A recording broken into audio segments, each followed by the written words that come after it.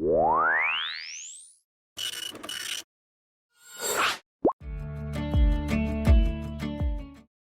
चलिए इस वीडियो में बात करते हैं HTML की।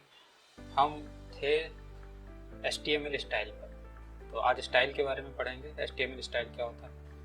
तो HTML style attribute is used to add styles to an element such as colour, font size और एंड मोर।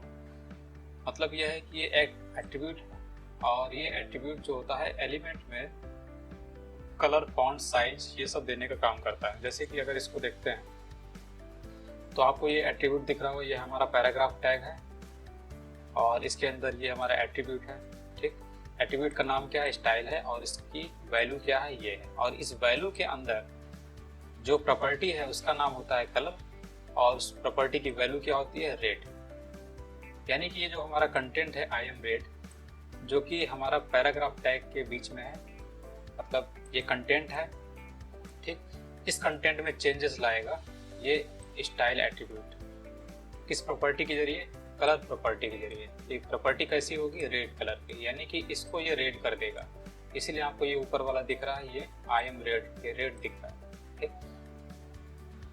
और यहाँ पर आपका ये दूसरा वाला जो है आई एम ब्लू, ये वाला है। और ये तीसरा वाला जो है इसमें फॉन्ट साइज ये इसमें फॉन्ट साइज चेंज की गई, 50 पिक्सल कर दी गई है। ठीक, तो इसको अगर आप कम करेंगे तो ये और छोटा हो जाएगा। मान लीजिए 20 करते हैं, रन करते हैं तो ये छोटा हो गया, 20 पिक्सल हो गया। तो ये फॉन्ट साइज है, ये प्रॉपर्टी आपको याद रखनी पड़ेंगी। तो आप जैसे जैसे पढ़ेंगे तो स्टाइल में कौन कौन सी चीज़ें होती हैं उसकी प्रॉपर्टी को याद रखिए और उसकी वैल्यू कैसे लिखना ये ध्यान रखिए। ठीक, और इसी चीज़ को अगर हम एक ही लाइन में देना चाहते हैं, मान लीजिए हम इसमें एक प्रॉपर्टी अप्लाई किए हैं रेड वाली, ठीक है, और इसमें हम दूसरी भी अप्लाई करना चाहते हैं, यानी कि इसकी हम साइज भी बढ़ाना चाहते हैं। ये वाला, ये है ना, ये वाली लाइन है, इसकी साइज भी बढ़ाना चाहते हैं। ठीक, तो इसको उठा के हम क्या काम करते हैं, इसको यहाँ से इतना कॉपी करते हैं और इसको यहाँ पे लगा देते हैं।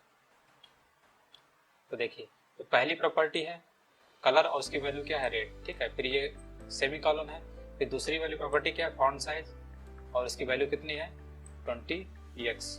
ठीक, ये भी हमारा रन कर जाएगा। इसके आगे आपको ये लगाना ना भूलना, क्योंकि ये जरूरी होता है। ठीक, अब इसको देखेंगे तो इसकी साइज भी बढ़ जाएगी। इसकी साइज मान लीजिए हम कर देते हैं 50 कर देते हैं। ये वाला आप देखेंगे ये 50 साइज का हो जाएगा और इसका कलर भी रेड है।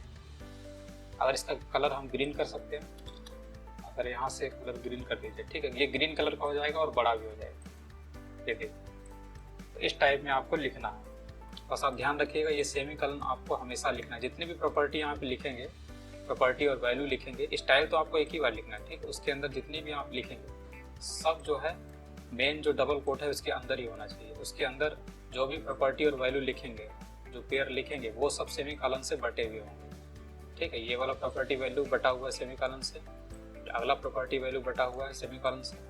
ठीक, तो ये सेमी कॉलन आप मत भूलिएगा, बाकी सब वैसे ही। तो ये हमारा हो गया। इसी तरीके से बैकग्राउंड कलर है। बैकग्राउंड कलर आप यहाँ से देख सकते हैं।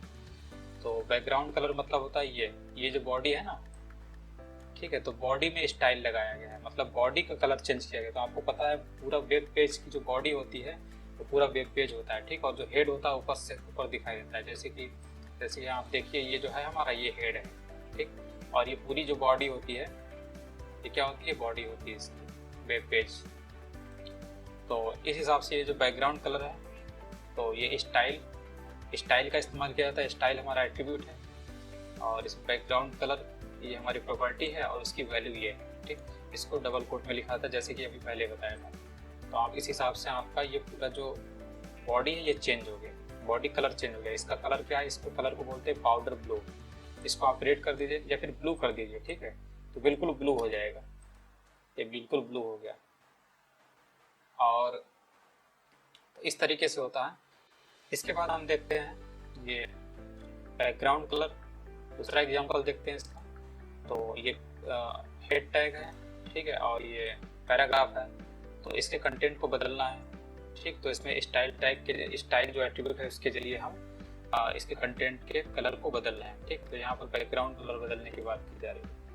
तो पाउडर ब्लू पहले का जो बैकग्राउंड है, पहला जो हेडिंग होता है, आपको बताया था कि ये जो हेडिंग है, H1 हेडिंग है, या फिर जो हेडिंग होती है, हेडिंग टैग होते हैं, पैराग्राफ टैग होते हैं, ये क्या होते हैं? एक बॉक्स टाइप के होते हैं। ये पूरा का पूरा ब्लॉक ऑक्युपाई कर लेते हैं, इकट्ठा कर लेते हैं। यहाँ तक देखिए पूरा का पूरा ब्लॉक इसने कैप्चर कर रखा है। उसी तरीके से पैराग्राफ टैग भी देखिए इसने क्या है, पूरा का पूरा ब्लॉक इकट्ठा कर रखा है। तो ये पूरा का पूरा जो जब हम इस्तेमाल करते हैं ना, ये स्टाइल इस्तेमाल यूज करते हैं, जैसे टोमेटो कलर इस्तेमाल किया गया, तो इस पूरे के पूरे इसका जो ब्लॉक होता है, बॉक्स होता है, पूरे बॉक्स पे कलर चढ़ गया जाता है। तो इस तरीके से ये बैकग्राउंड कलर चेंज किया जाता है। बैकग्राउंड कलर मतलब ये टेक्स्ट जिस पे लिखा गया उसका पूरा बैकग्राउंड कलर, तो ये पूरे बॉक्स पे चढ़ गया कलर। यहाँ से यहाँ तक ये पूरा बॉक्स है, पैराग्राफ बॉक्स है, ऐसे करके सोच लीजिए। और ये हेडिंग वाला यहाँ से शुरू करके इतना पूरा यहाँ तक पैराग्राफ, ये हेडिंग बॉक्स है। तो ऐसे करके एज्यूम कर सकते हैं। तो इनका स्टाइल टैग के जरिए इनके बैकग्राउंड कलर को चेंज किया गया। इसके बाद टेक्स्ट कलर आ जाता है। टेक्स्ट कलर देखिए, पिछले वाले में तो बैकग्राउंड चेंज कर रहा था, लेकिन इसमें डायरेक्ट टेक्स्ट चेंज कर रहा है। अंतर क्या है, उसमें बैकग्राउंड प्रॉपर्टी का इस्तेमाल किया गया है। बैकग्राउंड कलर बिल्कुल याद रखिए, बीच में डैश होता है, बैकग्राउंड और कलर के बीच में डैश, और ये बैकग्राउंड चेंज करता है। और जो टेक्स्ट होता है उसमें सिंपल हम कलर लिखते हैं, बस इतना लिखने से हमारा ये टेक्स्ट का कलर बदल जाता है। तो स्टाइल एट्रीब्यूट के जरिए हम इस कंटेंट का कलर बदल सकते हैं। ठीक, बस प्रॉपर्टी याद रखिए, कलर। तो इतना लिखा, ये कलर हमारा इसका बदल गया। अगर यहाँ पे ग्रीन करेंगे तो हमारा क्या हो जाएगा, ग्रीन कलर हो जाएगा। ये टेक्स्ट का कलर बदल गया ग्रीन। इसके बाद जो स्टाइल में जो अगला प्रॉपर्टी है वो है फॉन्ट फैमिली। फॉन्ट फैमिली देखिए, एक स्टाइल की फैमिली फॉन्ट फैमिली, ये वर्दाना टाइप की है, यहाँ पे लिखा हुआ है। स्टाइल टैग में हम, स्टाइल एट्रीब्यूट में हम, ये जो प्रॉपर्टी वैल्यू है फॉन्ट फैमिली प्रॉपर्टी, इसकी वैल्यू क्या है, वर्दाना। तो वर्दाना किस टाइप का दिखाई देता है, इस टाइप का दिखाई देगा। ठीक है, और जो पैराग्राफ में है ये इसका क्या टाइप है, family type, font family type, courier type है। तो ऐसे करके वर्दाना हो गया, कुरियर हो गया, और सब जो होते हैं। तो आपको जिस टाइप का फॉन्ट चाहिए, फॉन्ट फैमिली जिस तरीके का चाहिए, तो उस टाइप का आप यहाँ पे बदल सकते हैं, इस्तेमाल कर सकते हैं। टेक्स्ट साइज को यहाँ पे पढ़ा सकते हैं। तो फॉन्ट साइज आपको प्रॉपर्टी याद रखना है। फॉन्ट साइज, स्टाइल में फॉन्ट साइज जो प्रॉपर्टी वैल्यू, प्रॉपर्टी नेम है, इसकी वैल्यू कितनी है, 300%। ठीक, इसको आप पिक्सल में भी लिख सकते हैं, परसेंट में भी लिख सकते हैं। तो ये परसेंट में बता रहा है, तो परसेंट का एक फार्मूला आप याद रखिए। जब भी ये परसेंट में आए तो आपको कंफ्यूज नहीं होना है। जो 16 पिक्सल होती है, ठीक, 16 पिक्सल बराबर होती है 100%। और इसी को अगर EM यूनिट में निकालें तो 1 EM होती है 16 पिक्सल, और यही 16 पिक्सल बराबर होती है 100% के। जैसे इसको करते हैं तो आपको ये दिख रहा होगा 300%, इतना बड़ा दिख रहा है। ठीक, अगर इसी की जगह पर हम लिख देते हैं 300% मतलब 3 EM। ठीक है, इसको अगर हम 3 EM लिख दें, ठीक, तब भी हमारा आउटपुट सेम रहेगा। या फिर 16 पिक्सल बराबर 1 EM होता है, तो 48 पिक्सल कितना होगा, 3 EM के बराबर होगा। 3 EM मतलब 300%। ठीक है, तो यहाँ पर अगर 48 पिक्सल लिख लेंगे, अगर 48 पिक्सल लिख देते हैं तब भी कोई फर्क नहीं पड़ेगा इस पर। ठीक, इस पर कोई फर्क नहीं पड़ा।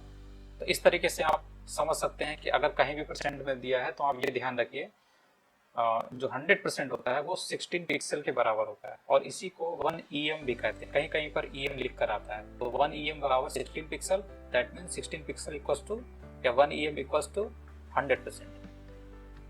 तो इस तरीके से आप कर सकते हैं इसको।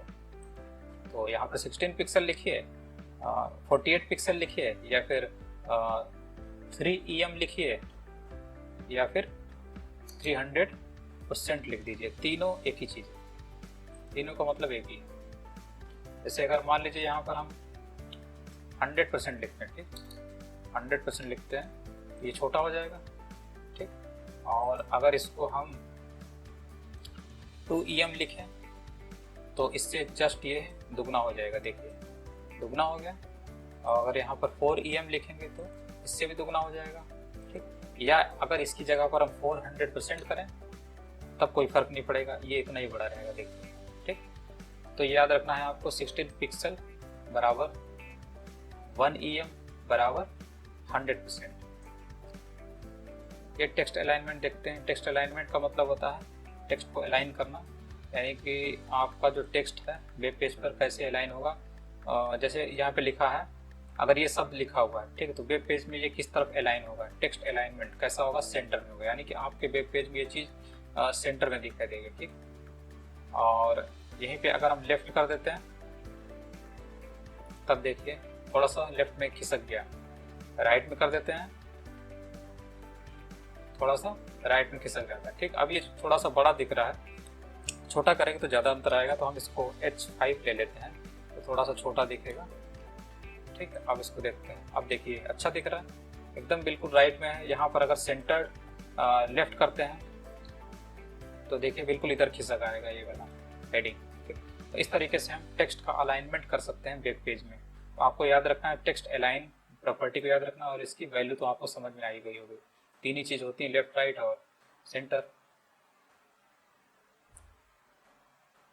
और भी अगर होती है तो आप इसको पढ़ सकते हैं, और ये चैप्टर समरी है, इसको देख सकते हैं, सेम चीज़ है, कोई दिक्कत नहीं इसमें। इसके बाद अगले वीडियो में हम देखते हैं फॉर्मेटिंग के बारे में देखेंगे।